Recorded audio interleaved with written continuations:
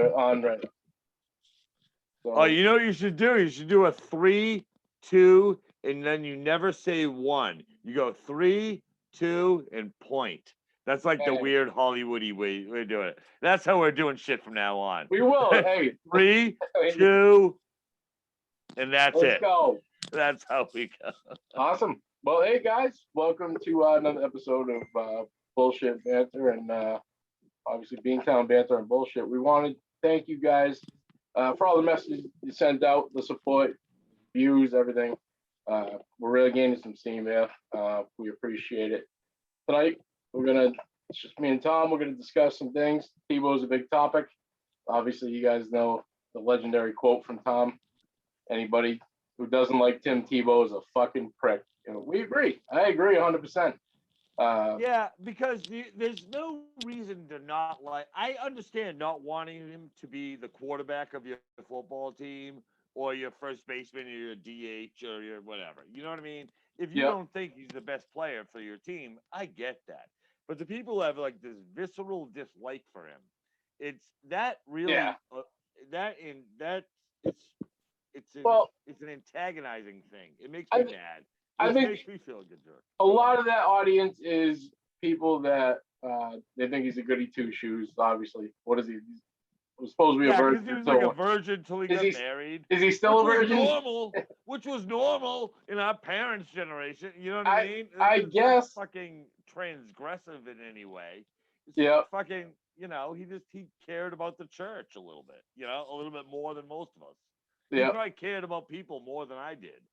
And probably a hell of a lot more than any of his detractors did. He's probably done more for people than anyone who hates him. He's raised more money and done more shit than for anyone who's like, blah, blah, blah, blah, blah, blah. Fuck you, you fucking Catholic jersey wearing piece of shit. What the fuck have you ever done? You ever gone to Africa to give out fucking vaccines? No, you never have. It's like a reverse moral superiority. You know what I mean? It just drives me nuts because there's nothing to dislike about the guy except having him as your quarterback. And like I said, I totally get that. There are better athletes in the NFL. There are better athletes in MLB. You know what I mean? Who you might not want Tim Tebow on your team. No, as a guy, how do you not fucking like that guy? If you're a decent person, you have to like that guy. I agree. I like. Is he the greatest college football player of all time? He's got to be. He's up on the list. He's definitely top 10. Top 10. Yeah. I mean, you got to go back to obviously Jim Brown is probably the greatest college player of all time, right? I think. Yeah, Jim Brown. He had a fucking amazing at Syracuse. He was playing football and lacrosse and being All-American in both.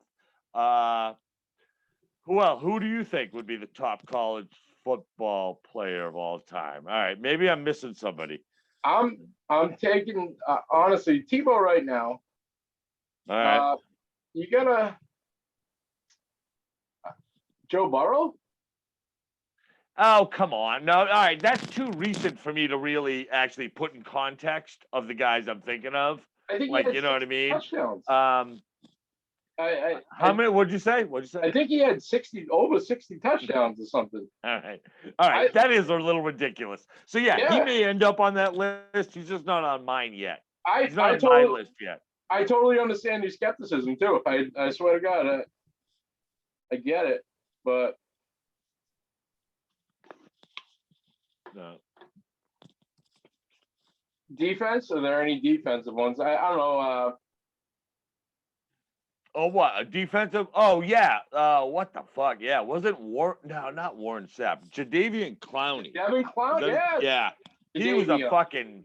He was a menace in college. Everyone knew he was going top, whatever. Did he go 2, 3, 4? I don't even know what he went. But, yeah. Possibly... He was an absolute menace. Possibly the greatest stick of all time in college history. That poor Michigan running back. We gotta find a clip of that. I don't know if we're allowed to share it, but that clip would be awesome. If we do an edit of this one, we gotta put that in because you're right. I remember exactly what you're talking about. It was very unfortunate for I don't remember the running back's name, but he was a poster. He was a clip. What are you gonna do? He's with You can't do shit. Guy's a monster. He was already there. He was already there. Where is he this year? I believe he ended up in. Oh, I did. I saw his name in talks. I don't know. Where did he end up? I did see his name. You can look it up. I don't want to waste, both of our times. But if you can type it in, he did get traded or something. Or did he retire? Did he fucking retire? No. I remember the Patriots had him in. It just didn't work out. Cleveland Browns. All right. So basically, he retired. Is what you're telling me, right? Wait, what was good beef with the Cincinnati fans, right? Yeah. I got a lot of beef with Cincinnati fans. Cincinnati fans, bring it on, bitches. Hey, you already squashed Burrow. Now I didn't even think of that. I didn't even think. It's just that even the people. I think I told you, like, when I lived in Cincinnati, and even when I just recently visited there a couple months ago. Yeah. Cincinnati people are not fans of the Cincinnati team, which sucks. I mean, they like the Reds. I'll give them that, but they don't give a shit about the Bengals. I gotta give a shout though. I gotta give a shout to Big Jim Miller. He was a really? No shit. He's from Ohio. He was a diehard Bengals fan. Is he still around? No, he passed away. I thought. Okay, so it's the same Big Jim Miller. I'm thinking. I just wanted to make sure. I'm sure there are some diehards, and there are a couple I knew, but most of them, they were all like Steelers fans or fans of other teams. Steelers, for some reason, seem to be the big thing. I don't know why. I know one Steelers fan. I know one personal Steelers fan. I know a Titans fan, believe it or not. Eric Mahoney. I have no idea how alive, but he's a diehard. He's from this area. So he's a Tennessee Titans fan? He is. And every year through football season, across my timeline, I see Tighten Up. Like Titan, Titan. Yeah. What? Actually, I think, and he's always got something to say about Brady or the Pats, but I don't know. The last time he did it, I was like, just leave us alone. Leave us alone. Yeah. You're a fan of the fucking Titans. Yeah. If you're talking shit about the Patriots, I mean, you know everything you say is a reach. Everything you say is a reach. I'm not saying. I mean, it's the same thing as being a Patriots fan in 1995. If I criticized the Steelers, I'd sound like a fucking idiot. Yeah. Like if you know what I mean? Like compare and contrast teams and like fandom. Not that I care. I don't give it. I want everyone to be a fan of something. That's important. You know what I mean? But yeah, just silly to pick the Tennessee Titans. He must have a tie to Tennessee. He must have gone there or something. I don't know if he does. I don't know it yet, but I don't really doubt it. So because it's not a team you would just pick. Like if you want to like start watching college sports, you'd be like, hey, my favorite team is Alabama. Okay, good for you. You're good for the next 20 years. Yep. But if you choose to like be a fan of a random NFL team, you're not like, I want Tennessee Titans. They're my guys. Because that's fucking, I mean, maybe a player from his college went to that school. That brings me into a lot of teams. If I see somebody that I've watched in college and liked whatever school they went to, and they go to a school like, or they end up a pro team in fucking California or Washington or wherever, I do tend to follow them, and I tend to kind of like them. Yeah. But I don't know. I don't know why you would pick the Titans unless he has a tie to Tennessee. It's a weird team to pick. I don't exactly know. It's just a weird team to pick.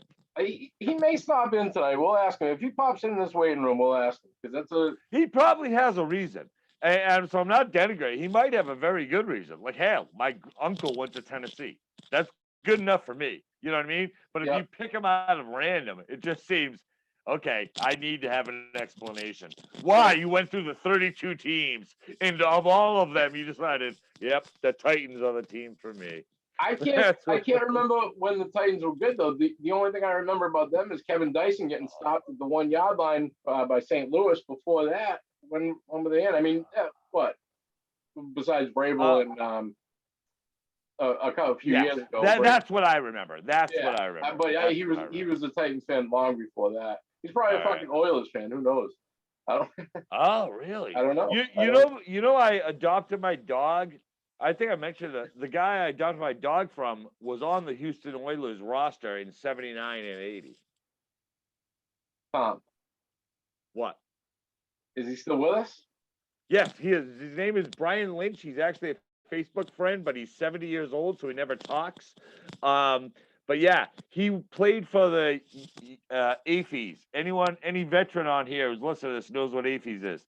Or USAFE, whatever. Yeah, so he played for the Air Force. He was in the Air Force. He was stationed in Germany 10 years, 20 years before I was. And he played for the Air Force football team. And this was back when they had the draft that were like 12 rounds long or 16 rounds long. And he actually got drafted by the Houston Oilers and was on their roster officially for 2 years, fucking as a defensive lineman. And honestly, right now, I knew him 5 years. I've known him for like 5-10 years. 5 years ago, he looked like a linebacker would look today. But now, when you look at him, you're like, a defensive lineman, he's 120 pounds too light. You know what I mean? Yeah. I'll try to get him on sometime, but he's hard to get a hold of. He's just hard to get a hold of. It's tough. Yeah. It's tough. It's not easy to get a hold of these people. I'm telling you. You know? No, for him, it's because he's busy as fuck. I know for a fact he's still working as a plumber. He's an older guy, but he's still working as a plumber. And seriously, he's one of those guys, I think I've mentioned to you, like you shake his hand and his hand is 3 times bigger than yours. And you're like, okay, yeah, I believe you. You did play in the NFL. Okay. I'm just going to be really nice to you from now on. I'll try to bring him in. That would be kind of cool. Yeah. Yeah, absolutely. Anytime. I'm hoping we got a few good ones coming up these next few weeks. I know hopefully well, should I don't want to I forgot the word, but blow the lead, but can we talk about JAR yet or no? I think let's do it at the end. I'll let you give the intro. Well, let's do it at the end. We'll finish it okay. up. Gotcha. Yeah, I'm a little pissed. And Sean Doherty, if you hear this, know that I'm pissed that you're not already on here. So I'm gonna fucking call you again. He would have been good filler, man. I'd love to hear what it was like the first day at Polar Park, right? It's called Polar Park. But I have not heard from him. Of course, he's just an EMT and a firefighter, so he has nothing to do. Yeah. He's bored. Yeah. He's probably pulling a fucking kid out of a burning building, and I'm like, fucking asshole, call me back. Yeah. But he did say he'd get in contact with me at some point. All right, so I guess I don't have a written down topic board like I usually do, so let's talk about the Celtics. I don't know what we could possibly say. It's sad. Yeah, it is very sad. Like, compared to the hopes I had at the beginning of the season, and I have not watched as many games as I normally. I've probably watched fewer games this year than any year in my life. Yeah. Yeah, I really had high hopes for them, and it looks like they're not going anywhere. But what about the not hatred, but the distaste for Brad Stevens? Where do you land on that? His time is up with me. Yeah. Does he? I mean.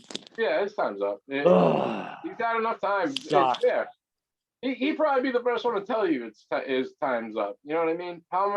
That team, they've underachieved for years now, you know? How are we going to do better? Like, I just can't think of a human. I'm trying to think of a person. I'm like, okay, we need this guy in, no problem.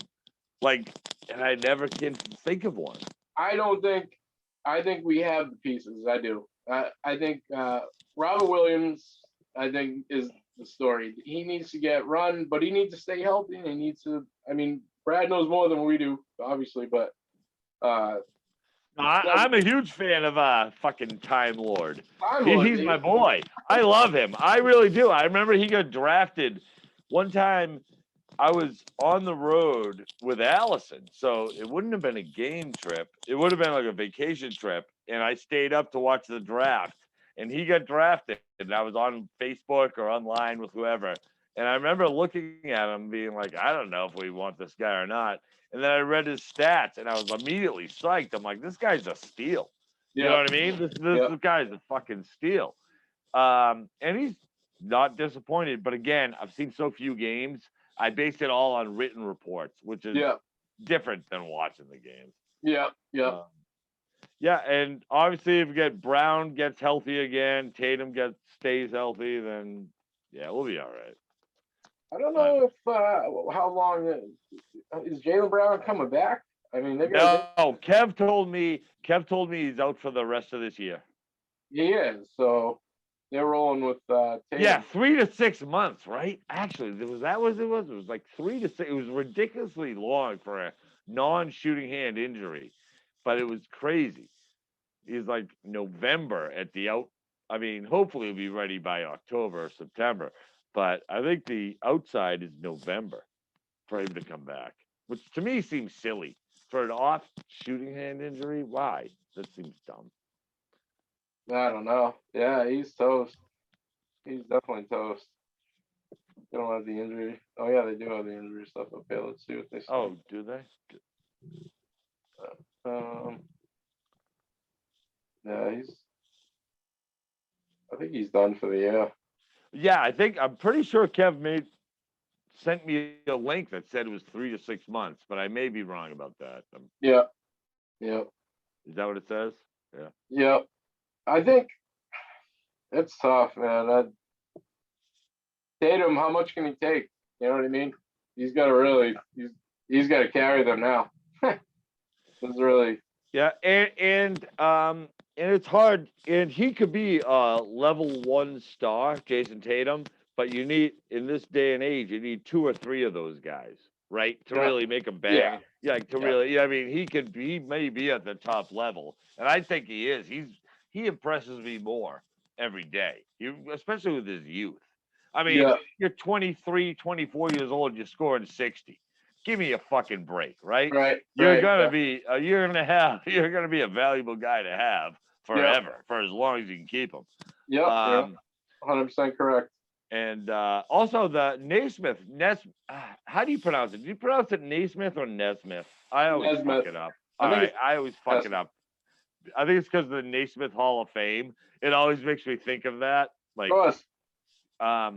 But yeah, he's been kind of cool. He seems like a guy you could keep around, could be like your DJ. You know what I mean? Yeah, no doubt. Like he could be kind of like that kind of guy. But this year, it doesn't look like it's going to happen for us this year. It looks like this year we're a little behind. We're a little behind the elite teams. We're a good team. We're not a bad team, but I don't think we're a good team. We need Jaylen Brown's a big piece. Yeah, without him, we're fucked because they have to game plan around Jaylen Brown. When he's not there, they don't, and that makes it a hell of a lot easier to game plan around Nesmith or even Tatum or whatever. It makes it easier for them to do that. Yep. So. How about Peyton Pritchard yesterday with 15 points? Oh, I like Peyton Pritchard too. That's another guy Kev put me on to. I remember when he got drafted or we picked him up or whatever. And I remember like, I don't know if this guy's going to be worth shit or not. I like him. Like him. He shows up in the box score, like whatever they put him in. But again, that's middle tier. You know what I mean? That's not like elite tier. Right. Like, so it's enough to. So we'll probably make the play-in game or the playoff, whatever the fuck it is. Yeah. That play-in. But I don't. This team doesn't deserve to win a championship, from what I've seen. So if they win one, it's a miracle. So I don't really expect them to advance. But it would be nice to see how these guys, like we're talking about, Nesmith and Pritchard and Williams, how they perform in the postseason. If they get there, if they get to play more than one game in it, if they don't get bounced out in the stupid round, I think it'll be interesting. But yeah, all in all, I think the Celtics season was a little bit disappointing. I was really kind of thinking by now we would have had it, but maybe next year. I think Brad's gonna. I think that's. All right, but who do you want to replace him? See, here's the thing. I haven't even thought of that. I know. Well, that's the problem. Is when we got him, he's exactly who I wanted. I was thrilled when we got Brad Stevens. I was thrilled. The idea of Brad Stevens is good. He took Butler to the floor, whatever. Yeah, he did. Yes, exactly. And he also was well-spoken. He seemed to like really respect the Celtics legacy and dynasty and all that shit. He seemed to be like a basketball guy. And usually a basketball guy, doesn't fuck up a team. You know what I mean? But I don't know. Maybe, I don't know. Has he done, name 3 things he's done wrong, if you can. I can't think of any. I know that there are generalizations like that he's too much of a pussy, too much of a player's coach. Seriously. But that's not like a real criticism. You know what I mean? Like, it is here. It is on the show. That was fantastic. Oh man. I don't know. I mean, is he a bad in-game coach? That's the one thing I don't My number know. one gripe is Time Lord's playing time. I think he waited too long to get him in the mix. And like I said, I don't know what's going on in practice or whatever, but I want that. I want his frame in the middle of the paint. I want Robert Williams there. The kid's so athletic, he jumps through the roof. And he's already big. So get him down there. All right. So a lack of a minutes for Robert Williams. That's no reason to lose a coach. I'm wondering, like, does he have like philosophical differences with you? Like the way you run the team. I don't know the team well enough to tell you, but he's trying to run a college offense. He's trying to run. I mean, I don't know if that's the right way or. Yeah, I know. That is what I noticed a year or two ago. But I actually liked it because I enjoy college ball better than I like the NBA. Yeah, but so I actually didn't mind it at all. But yeah, you're not going to win a championship playing that way. If it works, he's a genius. If it doesn't, he's not. That's usually how it goes. You know what I mean? But I believe me, I was a big Brad fan, but it's just like I said, even I think he would tell you that time is up. And you're not going to rebuild. I don't know if time is up. What's his contract? Doesn't he have another year or two going? Probably. I would let him run it out. I mean, God, you'd hate to be the guy who cut like Pat Riley or Chuck Daly or something right before they finally found their groove. These the legendary coaches, like pro coaches. How do you feel about Phil Jackson? Oh God. How about I could write a fucking book about what I feel about Phil Jackson. Let's hear it. That just came to my head, and I it's great because was he good? All right, first of all, he was a shitty player. He was a player, and he sucked. And he was he was basically the fucking Phil Lambier of his age. And he sucked. And then he becomes this like Zen and the art of basketball guru. Fuck off. No one wants to fucking read your little haikus or look at your fucking little crystals and shit. He got and then he got super self-important. He really, because he thought he was more important to the Bulls than Jordan was. I guarantee he did. Yes. He did. Yep. And so, he may be I know for a fact he's a very good basketball coach. I'm not going to take that away from him. Yeah. Fuck him. He's a prick. He's just like a self-obsessed loser. I fucking can't stand him. I can't stand him as a guy. As a basketball coach, I'd take him any day. Hell, I'll take him tomorrow. If he's a prick, he doesn't like Tebow. That's the same category.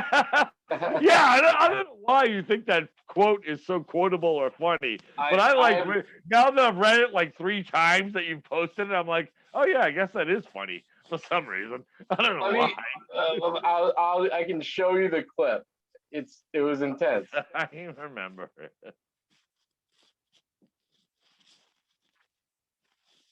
I wonder if it's on a. Did you get it? Shamrock Sports is. I see you're sharing the screen, but it's still a freeze frame. Oh yeah, there we go. Perfect. There it is. No audio from it though. Nothing? No audio from that. I just saw you slide the volume, right? Is that what you did? Yeah. But, or maybe because I have headphones in. I don't know. But yeah, I remember what I said. I know what I said. How do I stop now? There we go. That's fine. That's funny. That when I heard that the first time, I was like, "You got to be kidding me!" You meant it. You meant it, and I feel it. Like I absolutely feel it. I'm on board. I feel the same way. I told you, I posted. I thought Tebow was the next coming. You know, like I thought. Yeah. All right. What I'm not looking forward to is the 50-50 proposition. Maybe even more. Maybe even worse than that. That he gets cut in training camp because he's not up to it. You know what I mean? That might happen, right? Currently, they're saying he's on the Jackson. He's currently on the Jacksonville Jaguars, but so are 94 other people right now. Eventually, they're going to be down to 53. Is he going to be a better athlete or a more valuable asset than 40 other guys that they just like studs they just pulled in from college or whatever? I don't know. I just hope. I think that there's going to be a feeding frenzy of the people who hate him when he gets cut. Not saying he will. I mean, I hope he makes the fucking team. He gets his better shot than I do. If he gets cut, he's getting cut because he sucks. Because he's in shape. That he trains to barbecue, for Christ's sakes. He pulls tractors and shit. I've seen. I know. That's why I think he is. I always thought if he ever wanted to play anything other than quarterback, he'd be a fullback. But I guess he lacks the pure speed, right? Yeah. That's what the thing is that he lacks that speed. But he's hard as hell to tackle. I remember that. Remember that? You can't tackle that motherfucker with some safety or corner coming around. Yeah. You need to hit that guy with a lineman or a linebacker. Yeah, he's gonna bounce you off him. He doesn't give a fuck. But I guess tight end is more suitable to that skill set at his age and ability. I don't really know. I hope he makes it, and I dread the day that he finally, like, if it happens that he gets cut, all the fucking pricks being like, he sucked. I told you he sucked. He can't play quarterback. He can't play baseball. He can't play tight end. Oh, fuck you. What can you play, asshole? Nothing. Asshole. Nothing. But Jacksonville is Trevor Lawrence. They drafted ETN. That's a day one draft with those two picks. They should have, the shittiest team, but it's going to be interesting. Add Tebow to that mix, and Tebow now. No, never mind. Don't run any wildcat with Tebow. Don't let him throw. No, I was going to say that's the temptation too, right? If you know a guy's been a quarterback forever, or like a quarterback for most of his career, you know that temptation is there. But we're dealing with the Jacksonville Jaguars, and they've got Trevor Lawrence. Oh, honestly, if he makes the team, which I still think is less than a 50-50 proposition, but I will celebrate it if he does. The opening day roster. I'll celebrate if he makes the opening day. Yeah, are you kidding me? Urban Meyer is the coach. He's going to make opening day. I know, but still, think of, like I said, there's 45 other studs right behind him. You know what I mean? Yeah. And it's so tough to make a fucking NFL team. Yeah. But if he does, and if he gets into like the regular season, the temptation to do the Wildcat on some sort of like, I don't know, crazy yardage play. It's 3rd and 19. You got penalized or whatever. Or like it's 4th and 1. Either way, you know what I mean? Like some abnormal thing. It would be so cool to be able to pull his quarterback skills out of him on the NFL field. Yeah. That would just be that would be on the highlights, even if they only gain 2 yards. Yeah. You know what I mean? That would be on the highlights of ESPN or whatever. If Tim Tebow just gain a few yards. I had a Tebow jersey on the way. I was ready. Listen, I mean, like I said, his college career was incredible. Yeah. Maybe well, now you talk about Trevor Lawrence. The only losses in his football career have been playoff losses. I know Undefeated. He has never lost a regular season game in the college. Fucking in unbelievable. In high school. Yeah. Going back to high school, even. Yep. Yeah. That is just unbelievable to me. Very different than my baseball career. I don't think we ever won a game. We had some seasons we won 2 games. Yeah, right. How about is that streak over in week 1, fam? Probably. Who are they playing? Let's pull that up. I know they're playing the Jets in London. So maybe they're not playing the Jets. Atlanta's playing the Jets in London, but Jacksonville might be playing the fucking Bengals in London. That's one of the overseas games this year. I kind of want to go see it, actually. In London? Yeah. Fuck yeah. You limey motherfucker. What? Did you say limey? Limey. Yeah, like in England. No, I'm Irish as fuck, but I'd like England. England is a fun country to go to. You should go there sometime. We should go together. We'll do our 100th podcast from there. All right. That sounds good. I fucking love it. So it looks like they're going to be playing. It's week. I can't remember what week it was. They're actually playing the Thursday game, and they're playing against Houston. Who is? Jacksonville. And that's in London, right? That's the London game. Doesn't say that, but I'm not. I don't want to go off my screen to look it up, but I was listening to the radio with my wife yesterday, and the London game is October 17th against the Dolphins. Oh, no shit. So Jacksonville against the Dolphins? Yep. When is it? What day? October 17th. That's actually doable. I might go over and fucking see that shit. Yep, mark that on your schedule. Yeah. How about, man. If Tebow is on that team, I'm buying a ticket. I'm buying a ticket. I swear to God. By August, I guess I'll know if he made the team, right? September, I guess. Yeah, of course. Because all right. So they're playing Houston in the opener. And then they're playing Houston in the opener, and then no Deshaun Watson. They fucked that up. Yeah. What's this? Yeah, that shit. Did he have like a hearing today or something? I haven't followed any of him. I give up. He's toast. He ain't coming back this year. Yeah. I listen again. ESPN radio crap or whatever. They fucking everything's in 3-minute clips. They never tell you anything. Yeah, it's garbage. Yeah. But I've told Allison, and she agrees, and she's going to be going to Europe again this summer if we're allowed to go. That watching a football game in London would be fucking awesome. And if Tim Tebow is in the game, I'm gonna make the extra effort. You know what I mean? I'll pay the extra $100 for the ticket. You know what I mean? I'll pay. How cool would that be? I just watched Tim Tebow play football in London. Imagine saying that 10 years ago. I mean, what the fuck? I got to check if I'm allowed out of the country. I don't know. What? I said I got to check if I'm allowed out of the country. I'm old now.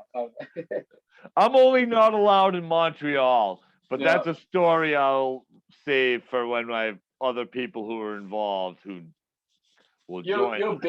You're banned from a country? No, Montreal, the city. They told me to get the fuck out and never come back. Really? Yeah. Whatever. What are you going to do? It was a ski trip gone wrong.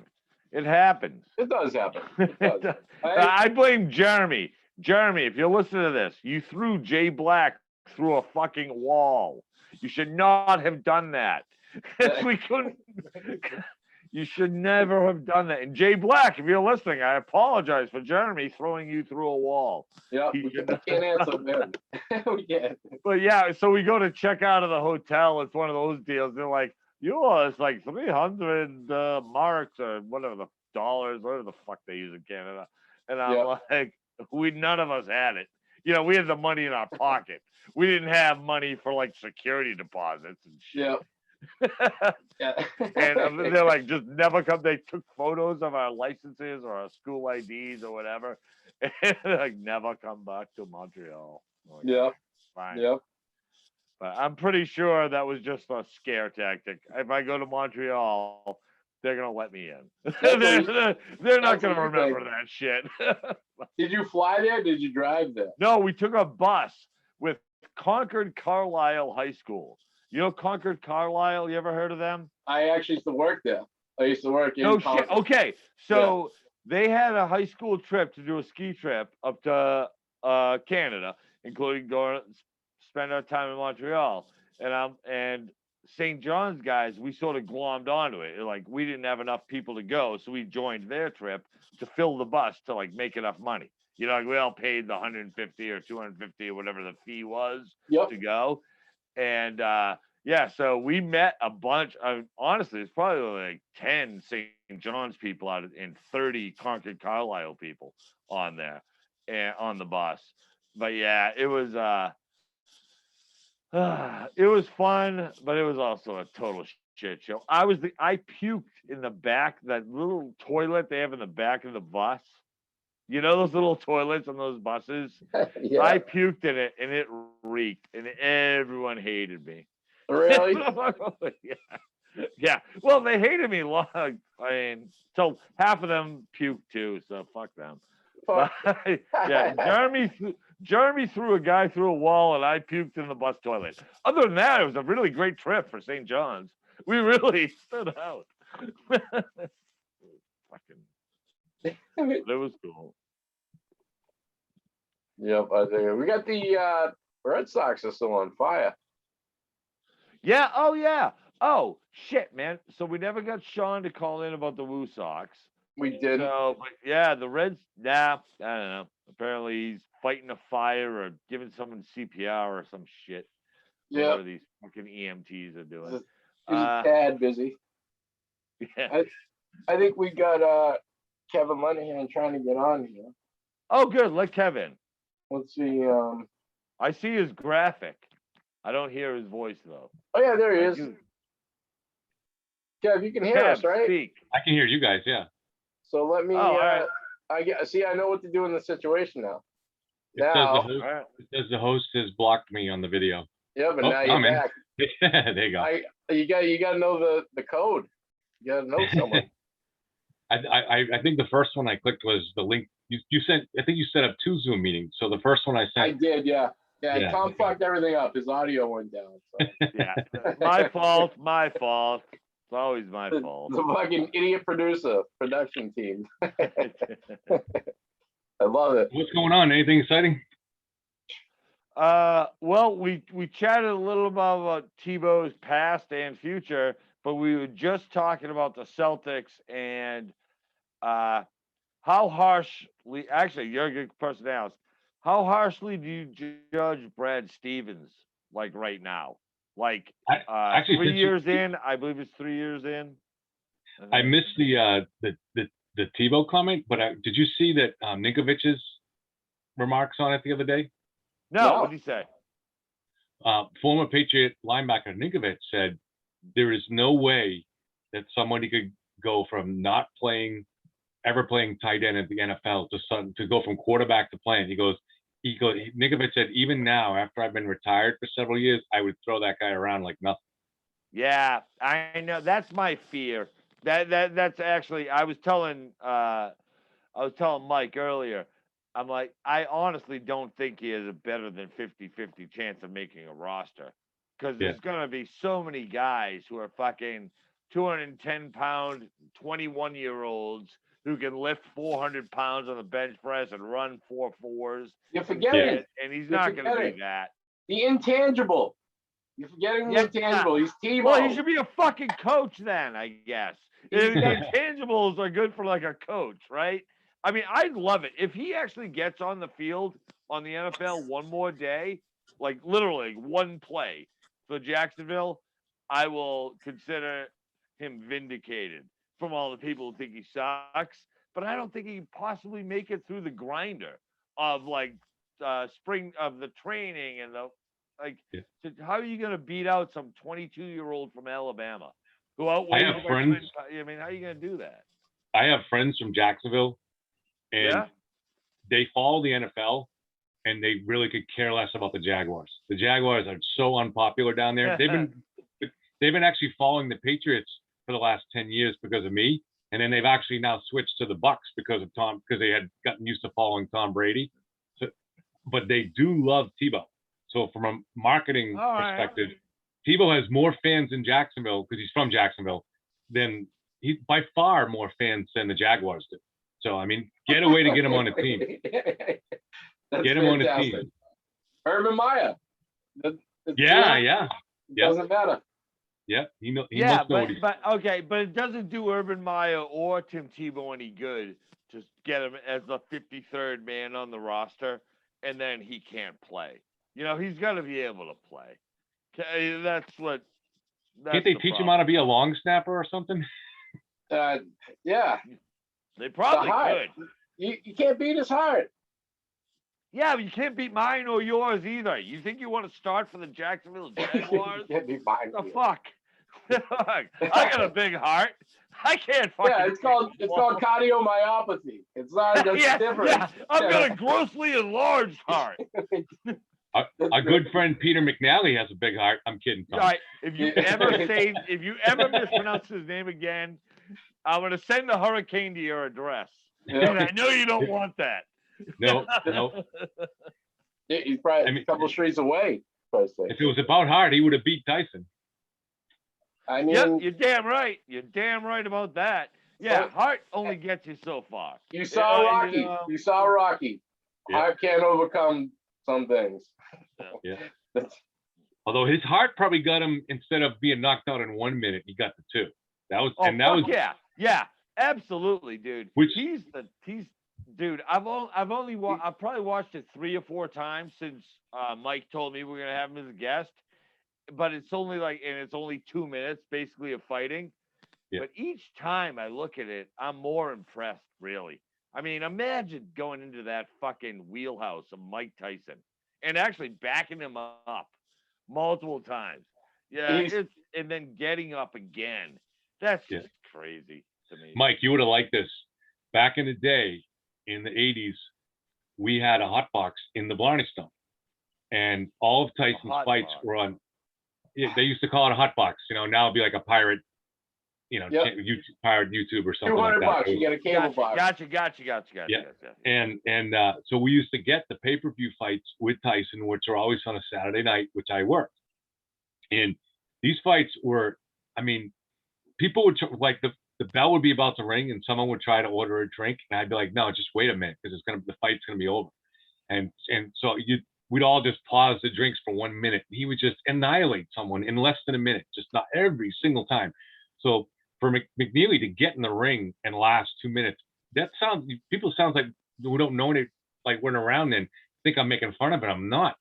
Back then, the last 2 minutes with Mike Tyson was an accomplishment. Really. Hell yeah. Most of his fights were like so disappointing because you look forward to them, like pay-per-view or hot box or whatever, and he'd beat the shit out of the guy in a minute or two, and the other guy would probably never land a punch. Like he would land 2 or 3 punches. Like in Mike Tyson's prime, he had his early fights were really good. Then he had a huge swath of in the middle fights where literally the guy just went down. As my friend Weasty said, he can't find the canvas fast enough. And I'm like, yeah, that's exactly what I would do. If I was fighting Mike Tyson, I'm getting the same paycheck. He punches me once, I'm going to lie down I'm out. I'm asleep. But yeah, McNeely did the opposite of that. He went in there and he took it. He was ready to take more too. He was ready. Is Tom rolling a joint now or something? I don't have any video with him. Do you have video? Tom. What Tom, happened? Did you mean to go off screen? Yeah, I did.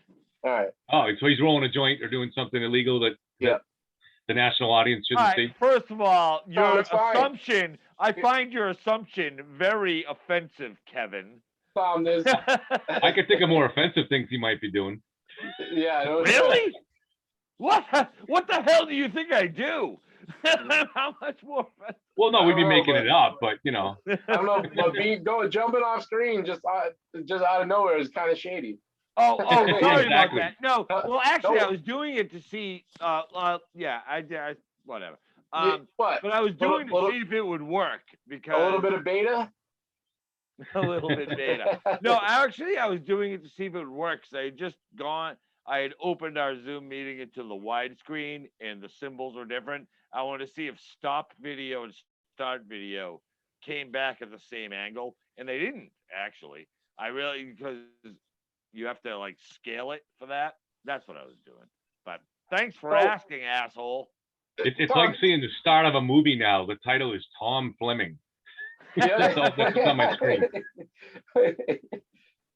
Tom, I know. I think that was weird that my name showed up. I did not do that on purpose at all. I just wanted to see if I could actually get it to go widescreen. Tom, jump back on. Can you not see me now? No, you're out, brother. What? I already hit share video. That's crazy. Kev, can you see me? Now try. You're the star of the show, and you're not even going to jump in there. I mean, Jesus. All right, hang on. There you are. There he is. All right, I just hit the same button that I hit while I was talking to you. Okay, so you got to hit it twice. Well, it is. It's because I changed the screen size. All right, well, lesson learned, motherfucker. Yeah. I had to figure out how it worked. Like when Kev added, I wanted to make it look more normal, and then all right, I'll figure it out. So listen, I told everybody there was going to be an announcement tonight, so I'll discuss it with you guys first. That will be the announcement. All right, I want you to discuss it with Kev because he might know the guy. I don't know if he does. Kev's in the loop. He's definitely in the loop. Oh, he knows him. Okay. So let me just first say it's kind of a cool story, but you never judge a book by its cover. And when people are down, you don't look down on whatever. My buddy from way back was in rough shape a few months ago, got himself together, but he had seen the podcast. When I tell you, I'm not going to say that people judged him, but I'm reaching out instead of judging him. You know what I mean? Thank God I did. Out of nowhere, he watched, one of our podcasts, and he hit me up out of nowhere today and was like, "Hey, how about Jose Antonio Rivera? Oh, okay. Champion." And I said, "Yeah, I thought about it before. I just didn't have a link." And he's friends with Beth Belcito and Aaron and all of them. Again, he works the courthouse, so I said, "Yeah, all right, tell him anytime." He said, "When's good? Whenever he's ready, And he actually, I didn't know he was having hard times or anything. Yeah, no, it was one of my other friends, not Jose. Jose's actually trying to fight Oscar De La Hoya. He's actually trying to come out of retirement and set up a fight with him. So that'll be. I want that. Oscar De La Hoya. Oscar De La Hoya, and actually, if you look at one of Rivera's posts today. Oscar De La Hoya on one of the Spanish newspapers is out there saying that he can't find an opponent, and Rivera's challenged him many times already, and he won't come out because whatever, he wants to fight someone probably less, of a challenge. But I talked to Jose. We're going to do it Monday at 7:30. Nice. Yep. You did. You did actually talk to Jose. You didn't just go through the intermediary. Okay. I did. Okay. Cool. Yeah. We got a confirmation on that. We also have another confirmation. I don't have the exact date, but Mike Bradley from Worcester, who got drafted, he was 15th pick. Oh, I remember him. Yeah. 1997 draft. When he played for the Toronto Raptors, he was actually leading scorer in the country for Villanova, and he came from Kentucky originally. So I think in high school, he was averaging about 38, 39 a game or something like that around there. But he was 6'10". But where'd he go to high school? He Burncoat. Burn coat. Yeah. Oh, fuck yeah. I was going to say, I don't know who the hell you're talking about. Yep. What high school did it? Yeah, Burncoat, you're right. I remember they had a stud, Mike Bradley. I mean, he's right. he's going to be, I don't know the exact so number, but he's a tall, is he a tall white forward? He is. Okay. He's the guy. I saw him play in real life at one point. I can't remember. My father probably brought me to a game when they were like districts or states or whatever. Yeah, well, he's got to be. I don't know exactly, but he's got to be the highest draft pick from Worcester. They used 15. No. Somebody was higher. What? Somebody was a higher draft pick. Yeah. Kev, you must remember the guy. Yeah, what was the guy we were talking about? I can't remember his name, but we had one guy who was like literally considered like top 10 talent in the country, and he fucked himself up with drugs and. I don't know if I'm thinking the same guy, but there was a guy that used to be dating bad about him. There was a guy that used to be. What? There was a guy we were talking about last week that he used to date a girl in the dorm that I lived in at Clark, and he was a big time nationally recognized basketball player at the time. I don't remember where. Guy. The guy I'm talking about was almost from my father's generation, not ours. Oh, okay. You know? All right. Oh, god damn it. All right, I'll figure it out. But yeah, Mike Bradley. Can you count Bob Cousy? No, because he's from New Jersey. He's from fucking I know, New but Jersey. he lives in Worcester now. What number I is know. college I there? count him. And he stayed in Worcester, so I count him. I absolutely count him as a Worcester guy. Did you see he threw out the opening pitch the other day? No. Fuck. I've got the video of it in my Facebook that somebody sent me a link to. But I wanted to wait till tonight. I wanted Sean, who had actually gone to the game, to tell me about it, to give me his rendition of it. But he didn't call. He's busy, like I said, pulling cats out of trees or babies out of fucking burning buildings or whatever the fuck firefighters do these babies out of trees and cats out of trees. Maybe he's throwing the babies into the trees. I have no fucking idea. Babies out of trees and cats out of cribs. What the fuck? But no, he was the one I wanted to hear, so I didn't want to spoil it for myself. You know, sorry. But now that he hasn't chimed in, I may go check that out. This is a little off topic, but you triggered something in my mind. When I was walking last week looking for that bald eagle, I had a stupid beginning of a story. You guys can tell me if this would work. But I'm looking up in the trees for what would be a huge nest, which I'm assuming is the eagle's nest up there, right? And I'm thinking, but wouldn't it be a cool story idea if someone looked up and saw an eagle's nest with a baby in it? Like a human baby. That could be the start of some kind of story, you know? I mean, that's a topic for a different podcast, Kev. Oh, okay. We're going to do Fantastical Friday, in which we talk about babies being dropped by eagles. You could make it into a sport. Who gets up to rescue the baby first? That's that's a sport. Yeah, in Denmark, that's the national sport. Rescue the baby. All right. So I guess it's not a good idea. Totally normal. No, I'm on board. What? Unreal. Unbelievable, Tom. Unbelievable. So, all right. So where are we going before I hijack the conversation and turn it into Coast to Coast AM? We got close. No, well, I guess we were talking about Worcester athletes because you brought up. Oh, yeah. Have you ever had any personal experience with Juan Antonio Rivera? No. Okay. I'm talking to Kev. Did you answer or no? No. Oh. And Mike, have you? Nope. All right. So it's going to be pretty much new for all of us, but honestly, I looked it up. He's 48 years old, so he's 2 years younger than me. So absolutely, he's basically my age, right? Because I remember reading about him in the Telegram and Gazette in the 90s. Do you want a piece of him? Oh, fuck no! Oh, fuck no! No! Oh, God, no. I remember reading about him in the 90s. I'm 50, he's 48. So we knew the same people. And I knew that name. And I asked Al, I guess I mentioned earlier, I think I did. Allison even remembered his name from being she was only in the city from 96 to 2007. but he was on the cover of the paper enough and shit like that. Yeah. He was a well-known name. You know, even if Either one of he's you not a guys. sports fan, like he did like public. I'm sure he was like the guy, like at the opening of your little league season, might do a speech, or maybe even a commencement at a high school or something. I feel like he was that kind of guy, but I don't know. I don't know. Do you guys remember the fighter from Worcester, Fitzgerald? I can't remember his first name. Sean. Yes, that's it. Sean Fitzgerald. Yep. You know, Camp Get Right, I believe. Whatever happened to him? I don't know, but I had a little bit of a story with him too, because he had a nephew, or he had an uncle or a cousin that that I knew from the Blarney Stone, Dave Kenny. I don't know if Mike knows him, maybe, or he doesn't drink anymore, so he wouldn't have been in the time you were working there.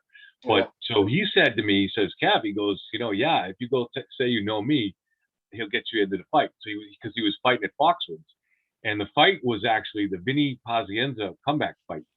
Oh my God, I forgot all about that. I remember that. So I actually, at the time, I lived with a couple of roommates from I lived in Boston, and me and one of my roommates used to watch pretty much every boxing fight that we could, even old tape that we could get, all the old Ali fights and stuff like that. So he was like, yeah, you can get us in there. I'm like, sure. So we went down to Foxwoods without tickets and went up to the door. Now, Fitzgerald at that point was fighting early. He was still relatively unknown, you know. So I don't know how many fights were on the bill, but he was relatively early when it was still only, say, like 10% of the crowd of the theater, of the auditorium was filled. And he had already fought, had won by the time we got there. But he was supposed to have, word was supposed to be left at the door waiting for me, and they were like, oh, we don't have anything like that. But they sent someone to get him. So he came up to the door. He had just got out of the locker room. And I mentioned Gerald himself. Yes. Was he pre-fight? This is before his fight, obviously, right? No, it was right after his fight. Oh my goodness! It was right after his fight. Right. So my goodness! So he comes up. That's and rough. he says, "You guys know me?" And I said, "No." I said, "You know, your uncle Dave Kenny said that," and he said, and he didn't. He goes, "I don't know who that is," but he goes, "Yeah." He goes, "I don't." He looks at me, he goes, "I don't know who it is," but he looks at the gate guy and he goes, "Yeah, these guys are with me." And he brought us in. He was a nice guy. And he walked around with us. After a fucking fight. Yeah. After a fight. He talked to us for a few minutes, and then he was like, "All right, guys, you know, good luck." And at that point, we could kind of sit wherever he wanted. So we went out. We got to go sit right about 4 or 5 rows from the ring and watch some of the fights, and then it filled up for the Pazienza fight, which was really exciting. That guy is now on like my top 10 list of cool sports guys. Think about that. You know what I mean? All right. Like to bother to do that. You know, I've seen other sports guys do favors for people they didn't have to or they didn't know, but that is a hookup, right? I mean, so you saw the Pazienza fight, right? Yeah, which was because of that. Exciting. Just because of that, you saw that. Which was also on either pay-per-view or TV or something. But it was so the whole build-up and everything. It was really, now by then we had to move. We had no seats, so by then it filled up and we had to go just stand in the back. But it was exciting to watch. It was well worth the money. Not that we paid any, but I mean, it would have been. Yeah. Now that it was worth exactly what you paid for. Yeah. No, but that's a good credit to Sean Fitzgerald to just sort of recognize the situation and be like, I got the power to let these couple guys in. They obviously can. We could get Fitzy on it. I know I have a few outlets. I bet. You know, it's funny that. All right. Dude, we're becoming a fucking boxing channel. I know. When do we become a boxing? What am I, Max Kellerman? I guarantee you I am not. You gotta ride the wave. I love it. No, but Sean Fitzgerald, I remember him. Who did he fight? He did finally fight for like some title once. He lost. What weight was he? That was what confused me about Juan Antonio Rivera. I couldn't remember. I kept thinking he's not a lightweight, but he's a welterweight. He's not a big guy. He's a middle lightweight maybe or something. Yeah. Is that what he was? Something like that. Yeah. When I looked up Juan Antonio Rivera, I kept thinking he was a lightweight. I had it in my head. But he's a welterweight, but he also won the belt as a super welterweight. And then you look at the weights and they change. You were looking up the wrong guy, Tom. It's Jose Antonio Rivera. Oh, fuck me. No, fuck me. They're all named Rivera. Fuck off. No, I probably put in Jose. I'm sure I did. Yeah, he is 48. All right, so fuck off. I just said one. It's because I read a bunch of his fights. He fought like 43 times or something. Ridiculous. Super welterweight. Super welterweight or 154 pounds.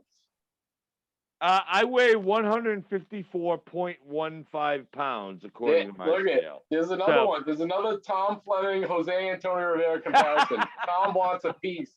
Tom, what is your No, I'm a pussy. Please, I want to emphasize that. I can't That's fight. time number 2. If you give the reach stats, it's on. He's ready. He wants to come back anyway. Oh yeah, wow. He's 43-6. Dude, I can't fight with shit. I can't fight. It's all right. But I literally got on the scale. I weigh 154.1 pounds, which is less than I weighed. And this is not a good thing. It's because I don't eat. I think it's because it's pandemic. I think I just fucking don't do shit.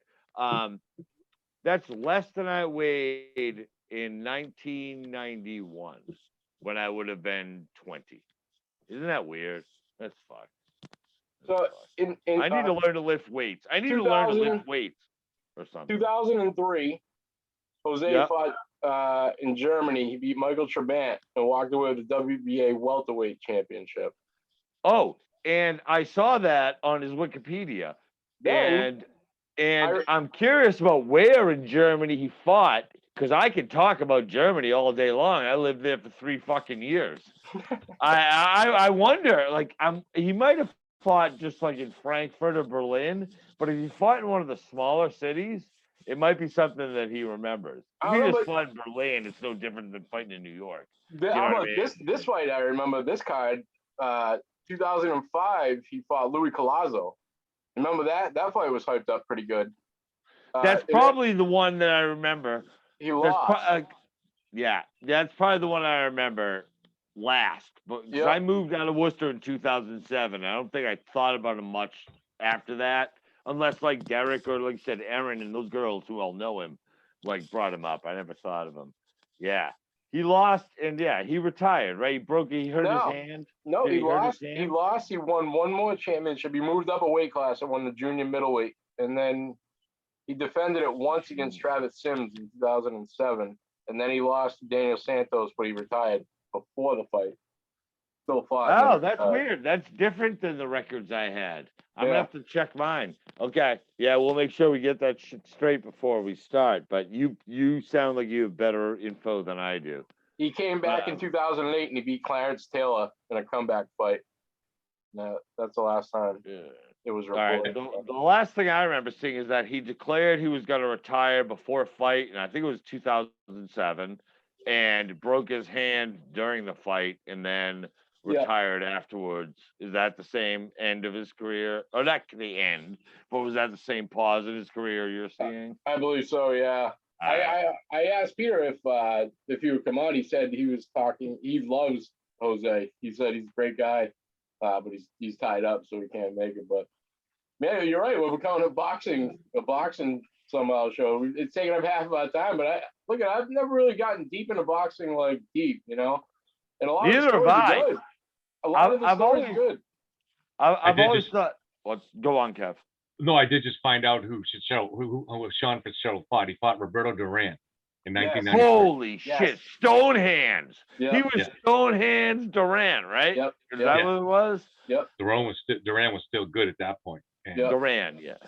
What year was that? 1993.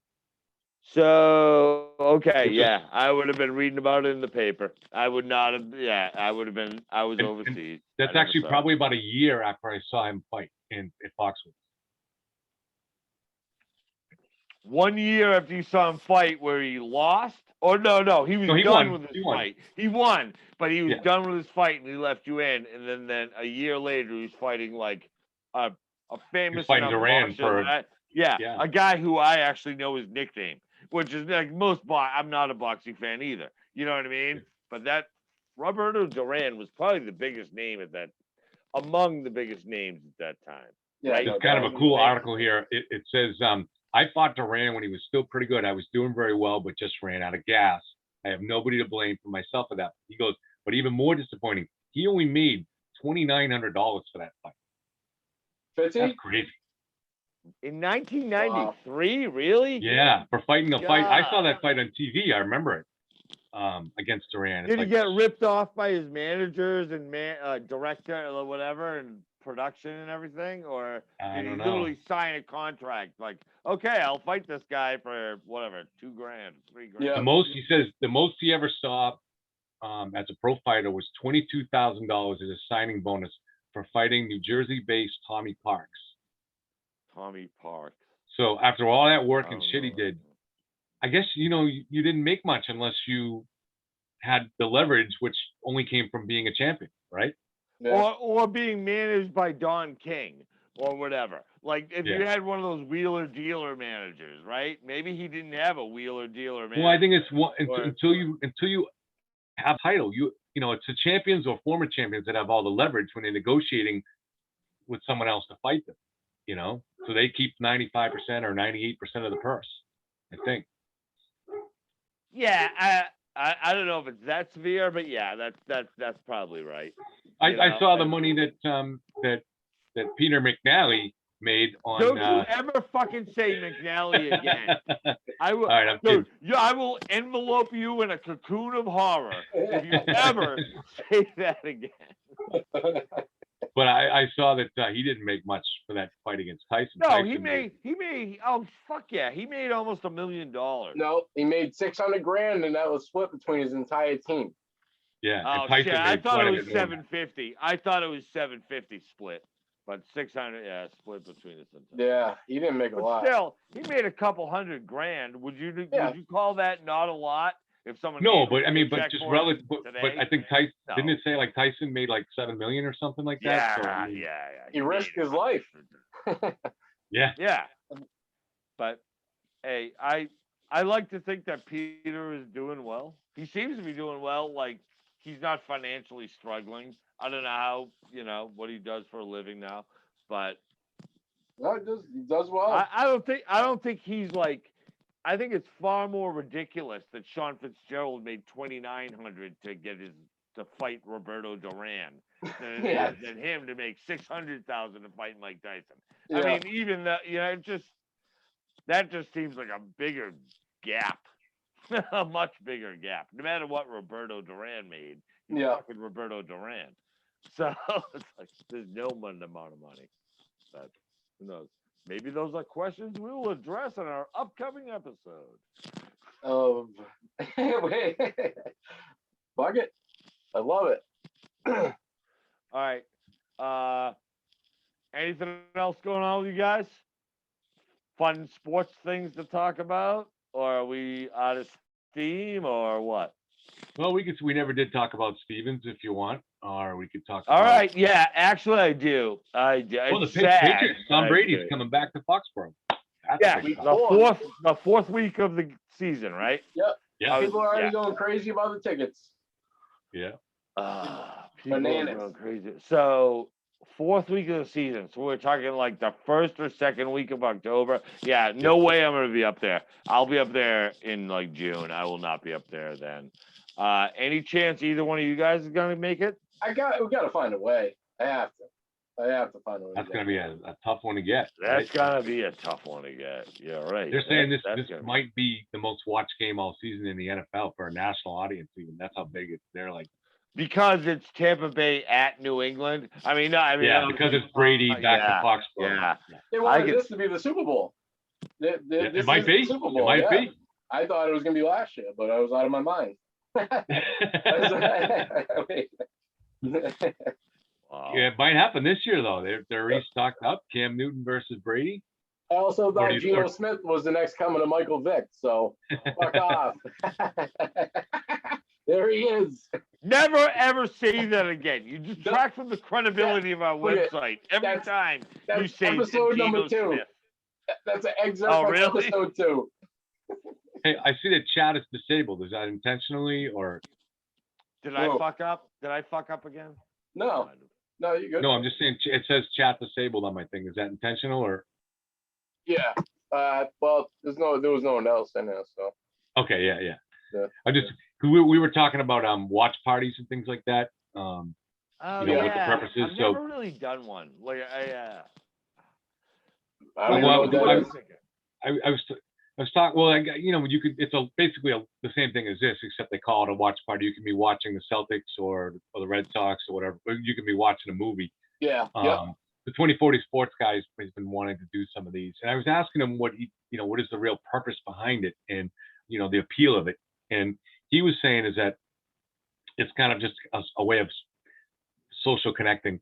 So let's say you're doing a watch party. We're three of us are the experts, so no one else is allowed in unless you let them in, but anybody can comment on the side. So it becomes one of those things where, where people are all on the side sitting there commenting. Yeah. I believe, is that sort of the model that Turtle Boy uses, Mike? I know you watch Mike. I know you read Turtle Boy. Do you ever see him live? Yeah, a few times. I rarely do. But Tom, you sound far away again. Yeah, you're muted, Tom.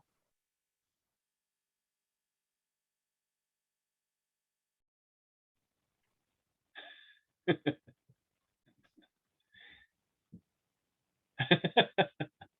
is the best part of the show, Mike. This is the best part. Yeah. There he is, guys. He's gonna chuck us the bird any second. Yep. Oh wait. Hold on. He wasn't sure what finger. How did he mute himself? All right, so he should be good now. All right. Look, he's yelling. He's yelling right now. It's because of me, though. I got him muted, but I didn't mean to. All right, now he should be in. You're in. Wait, no. We still can't hear you. You can't hear him, right? No, I can't hear anything. No. This is the best part of the night. You know how many people used to dream of this moment at Leachum's being able to? Yeah, if you could mute Tom, just where'd he go? Now he's gone. Yeah, see ya. He just left. Awesome. He is fantastic, man. Oh man. So, what do you guys have any plans to try to build an audience or anything? I know it's hard. So, there he is. It's going is the way it should be going. Yeah. Yeah. Still no mic. Nothing.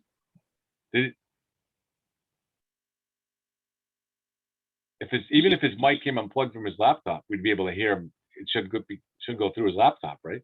Yeah. He's about to throw the headphone. Wait for it. Wait for it. Can you hear us, Tom? Yeah. Okay. I don't know. So is it on your end, Mike? Is it? No, I don't know. I can't hear him. No, I can't hear him. There's no mute. He's not muted or nothing. Everything is the way it should be. So I wonder if something went microphone check on his laptop. Possibly, yeah. You could run a troubleshoot program. No. Hey, isn't there a way on Zoom to test your microphone too? I think, or is that just when you first open it? I'm not even sure, honestly. There's a mute button on the left. He must have hit that, right? He did it first, and then we unmuted it, and then now he's still got no audio. Yeah. He's back. It's connecting. Tom is connecting the audio. It's loading. He's back. Tom. Oh, it went off. It was a check mark there, and then it went off. Yeah. Can't hear you, Tom. Yeah.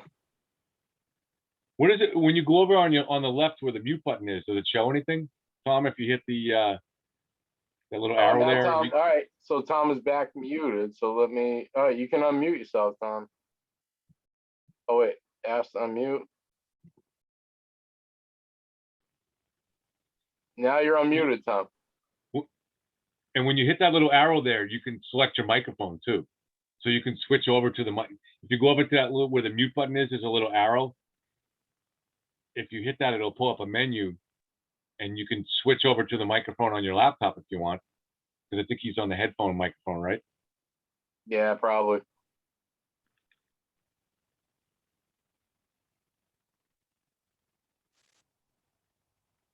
No, No. not sure. Can you hear me? Oh, I hear something. Oh yeah. I just heard that Yeah. A little bit. Can you hear me? Minimal. faintly, but I can hear you. Kev, respond. Yep. Yep, I can hear you. I can hear you. Okay. Yeah, that was weird, man. I You're thought. back. Can you hear me, Mike? Yep. All Loud right. and clear. Yeah. It was very much what Kev said. Like it had reverted. Because these headphones are like wireless capable. My computer decided somewhere to decide to use them as my microphone, but they have a shitty microphone, so I had to go back to using the regular laptop microphone. It's pretty much exactly what Kev said, but I didn't know it at the time. I didn't choose a setting or anything. It just did it. You know. All right. Wow, that was the most fun we've had yet. So. Yep. It was fun. Thanks, Tom. So do you want to talk sports or do you want to talk? No, tune in next week for more microphone drama. Yep. We can't help talk about my Realtek HD 24 headphones. Fuck off. Love it. You can talk sports or you can talk more strategy about how to build the podcast. So you can see if somebody goes in, if somebody's tuned in, right, Mike? Yeah. It's like a waiting room. But we can't see on our end, right? Or maybe Tom can if he's an admin. I can't. I don't look. I try not to overcomplicate it. No, we're good. On top of that. Like I said too, you want to go live, but we don't have to emphasize on live because we're getting a ton of views after we put the recording out. So we got almost 400 on the one from the other night so far. Oh, wow. It's only been out 3 days. So yeah, that's a lot. That's a lot. I figured out today. I'll tell you, there's a lot of fat that I've cut out in the last 3 weeks that no one really sees. I know now because we need people. I need 1,000 people to go live from YouTube. So you do? Okay, all right. Yeah, that's good to so know. I need to post that link right from YouTube, so people go right to YouTube and see it there, and then we're fine, And I figured out how to do that today. But these are things that I've learned across, it took us 5 episodes to get to that point. I think, like I said, every week getting better. I'm gonna try to steer my army buddies and high school buddies and shit to do that, to go to YouTube and do that. But I haven't been pushing it that hard. Also too, I want you to. If you get to 1,000, you can get. So at 1,000, you can go live, and you can probably almost get Google AdSense ads, right? At some point. I don't know, but you might make a nickel. That's about it. But you might something. That's what Turtle Boy broadcast from. So I don't know the capabilities of bringing people on screen because he seems to do stuff with computer windows and everything too, like screen sharing and all that. But it would just be way easier just to broadcast from there because they would already have the recording. You don't have to scrub anything or whatever, and it's right there. Everything's right there. We have 4 videos up there right now, and there's a lot. There's a bunch of views on the videos that we posted on, that I just post on my page. If I posted them correctly, we'd already have a ton of YouTube views. But we have 380 on between both videos of the other night, the last one that we did. I was thinking today, I don't know if this makes sense to you at all, but if you did something where you marketed it more towards the Leatrams and the Blarney Stone crowd, because there's how many thousands of people over the years, especially if you count the college kids, went to those 2 places, and I have I don't know how many thousands of friends are on Facebook. They're not people I'm in touch with, but originally when I got my Facebook account, it was to market the bar. But I wonder if there was a way to tap into that and get people to say, all right, it's former Blarney Stone and Legions people coming to hang out and talk, because I know that's not that wouldn't appeal to a national audience or stuff, but it might be a way to start building, Yeah, that's just an idea. Just absolutely, of course, yeah. Look at it. You're connected to both communities. But I almost think that that's the only audience we have right now, right? No. Think of the people who know all three of us. If you know Mike Casello, Tom Fleming, and Kevin Lenahan, it's probably through one of those two places, right? Yeah, that's a common denominator there, but I think we got. But I understand what you're saying, like spread it out to like the outer side, because you're not gonna, like spread it out. Yeah, and if you could, if it got going, you could kind of bring in some people that we know that used to work at those places too. Maybe you could talk Dana into coming on, or Megan. Oh, I guarantee if Dana had something to say, I guarantee he would come on. I'd call Dana whenever I want. I haven't talked to him in years, but he would take my call. Yeah, absolutely would. So I mean, just and maybe maybe get one of the college kids who used to work for us at Leachman's or maybe at the Blarney or something, because each one of them might start to tap into some of their own crowd too. Yeah, I don't know. You know what? And Dana is actually a good guy to call. I haven't talked to him. He doesn't post much. He is on Facebook, I'm pretty sure. I know I've seen his like Christmas pictures and shit. But he's a good guy because he knows people. Like people like get to know him. He's a good guy to call. I might give him a ring. Call him up. Yeah, I know. Yeah, if you were gonna do something that was focused on tapping into those two communities, obviously Dana would be a good one to do it. Yeah. I don't know if you want to wait till you get a few more people on, because then he might have a little more interest. I don't know if he's still associated with bars that he owns or runs or down there or whatever, but if you got a little bit of an audience. I don't know. Yeah, and I don't know either. I know that he did sell out his interest, right? Or sold his bar. Oh, a long time ago. I have no idea. Well, we should wait till after we have Rivera and all these other guys on. Yeah, but no, Dana is a good one to have in the back pocket. If we want to do, like, if suppose that's what every producer fears, is a week where nothing happens, like you don't have a guest and you can't get one. But it's good to have, like, I'll call Dan. I'll call him tomorrow. It's a little too late tonight. And be like, to have him, like, let's just do one episode of like bar stories, random bar stories. Well, among people who know each other, for the Leafs and Blarney people. Just for, like, it's not like one to be wide broadcast. No one else is going to give a fuck. No one else is going to know who we're talking about. But those are good episodes to have, like, sort of in your back pocket. So I'll keep that in mind. Just as a way to build a base crowd. Like, if you could get, a couple hundred people from that start become a foundation for the other stuff you're doing. Once you get them in the like Tom had a really good point today when I was talking to him about doing it every Thursday, like you've been doing it. You get that kind of consistency. So, and then once you start finding other ways to draw into it from different groups, like people that might be coming in just through the Blindness Zone or the Legions connection, then they might be more likely to stick around for the other sports stuff too. And I don't know, there's different ways to connect it. It'll heat up, but like during football, it'll heat up, I'm sure. Plus, we're building, like, this is the foundation. I think we're building a pretty good foundation. I think. Yeah. We're coming out on fire. We got my dream. I'll say it right now. My dream podcast interview that I really worked on today. I dug a little bit. I want Jose Canseco on here with Mike Greenwell, and I want to discuss. I watched 2 videos today of Mike Greenwell in an interview chair like this, and the first line out of his mouth was, "I want my trophy."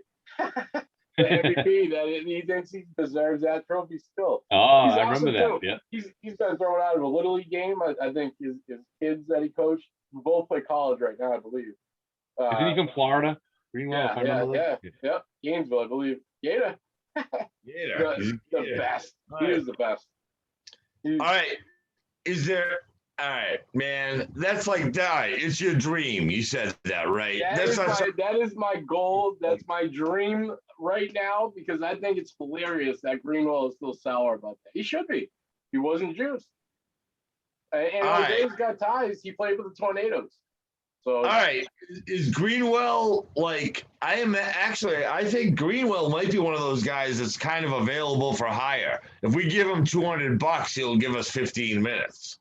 Like a cameo. I don't know if he's hurting that bad, but no, I'm not shitting you. I swear to God, when I logged into Cameo, Kev, did I talk to you about that site? Or did I talk to Mike? Yeah. You know what it is, right? Yeah. Some of the players, you would be amazed, like what not big stars, but like stars that you can get for really $100 or $200. But think about what that would do for our site if we could get the fucking Greenwell Canseco debate. Canseco is more expensive, I'm sure. He's got his own social presence. But just bring Mike Greenwell in. We'll give him $200. You spend 15 minutes. You know what I mean? Fucking air your grievances, Mike. He will too. I'm not kidding. I sent an email. It might be his fan. Oh, you did? Trying. You already tried. Okay. All right. I got one to Canseco's Twitter too. I don't know. He's active on it, but who knows if he checks it. But look at that. I'll dig. I didn't think I was going to get through to a few places I got through today, but we'll make it interesting. That's cool. Yeah. That would be funny. That would be fun and funny. Yeah. That's my dream. If I can get to that point, I'm good. I'll retire. You get some good-looking women on and a bucket of fried. What's that? You get some good-looking women on and a bucket of fried chicken. You can get Wade Boggs. Yeah, I almost referenced Wade Boggs in one of my either blog or one of my posts today. His ritual, the chicken ritual before the game. Chicken ritual, yeah. You remember? See? Yep. All right. Elijah Clemens with the rice. Also, I can one up you. Yeah, with his hand in the rice. Yep.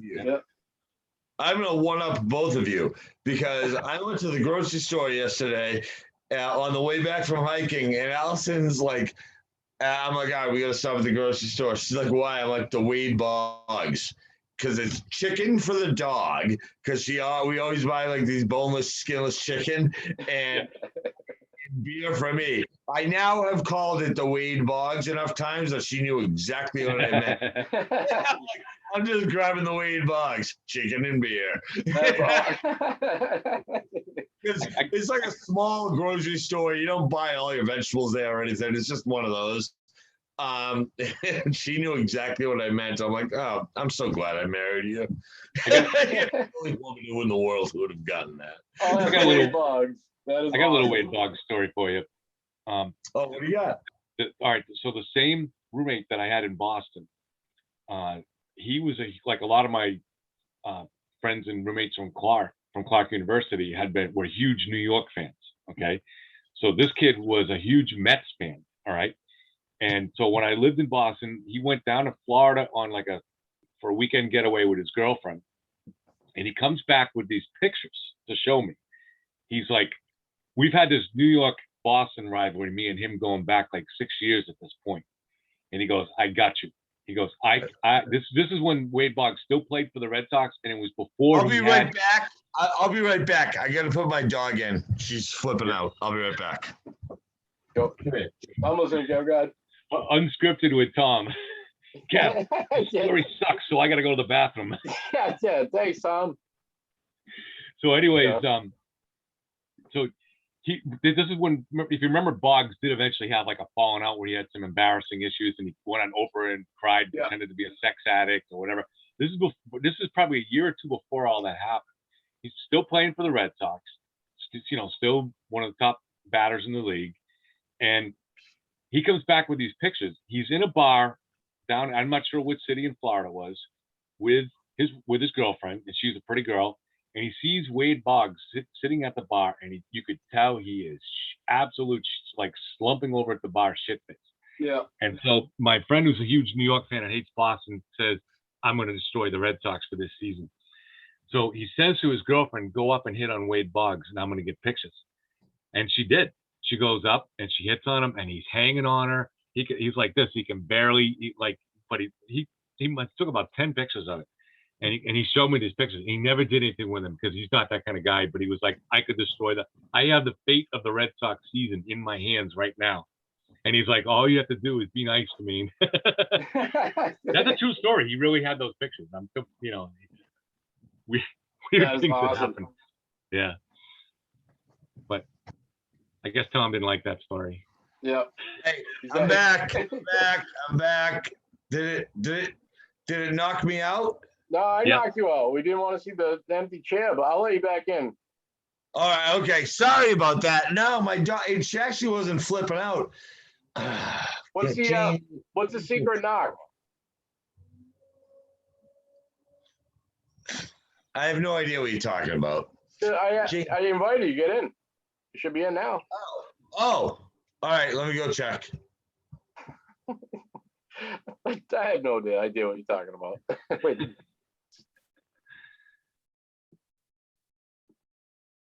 He left. He's trying to figure out where his beer is, where his cigar is. Yep. And then he'll plug in the headphones. We need to get him. It's a complete chaos operation, I guarantee you. Yeah, 100%. Fantastic. You need to set up a camera on the side, just filming Tom doing a podcast. GoPro. We could definitely GoPro Tommy. Side video. He should be. I mean, he should be in.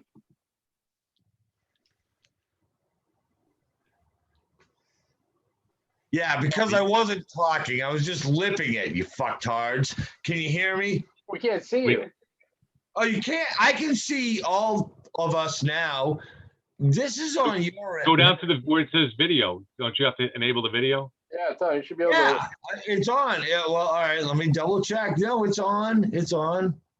All right, let me check. There you are. There he You're is. now. You're back. Again with the fuck offs. You know, we spend way too much time on this podcast saying fuck off. Or maybe but you guys spend way too much time deserving hearing it. It's really not constructive. Tom, would you be opposed to us setting up a separate camera in there to film you on the podcast, like a little bird's eye view? Yep. No, I would love it. Just for our entertainment. Honestly, I know people who would do that. If we had like a regularly scheduled like 7 to 9 or something, yeah. I could get a guy who would do B-roll of us shooting this, and it would actually probably be funny. Maybe. I know I can maybe hear myself sometimes, but I also, maybe. Love it. Mike, whenever I'm with Tom at the Cape, that's kind of what it looks like at this time of the day. He gets up, he goes to the bathroom. When he comes back out, it's like this ordeal of where's my cigar, where's my beer, where's my beer.